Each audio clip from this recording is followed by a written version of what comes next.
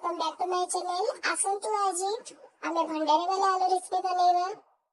तो कढ़ाई रे बटर ने तापरे जीरा दालचीनी तेजपत्र अदा कंचा लଙ୍କା को किछ भाजी देबा। तापरे टमाटो आउ स्वाद अनुसार लूण ऐड करी ताकु किछ में सट कर देबा। देखि पारथि गोटे पेस्ट ऐड हिची सब्जी मसला आउ लଙ୍କା गुंड आउ हळदी मिश्रण गोटे पेस्ट तैयार करछु।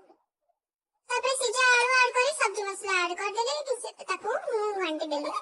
घांटी सरला परे मु सेतिरे पानी ऐड कली।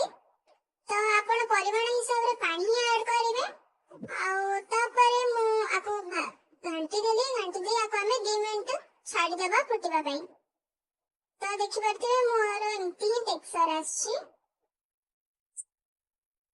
तो 2 मिनिट घांटी से फुटी सरला परे धनिया पत्र ऐड कर देबा।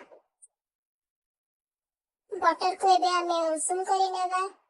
एबे बटर को देखंतु बटर में पटे मेल्ट कर सारलेनी सेतरे सुखिला लंका धनिया पत्र आ कस्तूरी मेथी को मु पकेई गोटे सुनकटे प्रस्तुत करिछि। ताको हमें ए भंडारे आलू ऊपर ढाली देकी ताको मिसेई नेबा भलो भाबरे। आ ताको भलो भाबरे मिसेई नै हमें एबे गोटे गिलारे सर्व करबा। देखंतु टेक्सचर ता एमती रखिबा दरकार। आउ बेसी पतला करिवेनी। देखंतु मैं भी सर्व करूछि। किते भलो देखा जाउछि ना। आपण माने भी देरी न करी ट्राई करंतु ए रेसिपी। आ कमेंट माध्यम रे जणांतु केमती लागिला हमर रेसिपी की।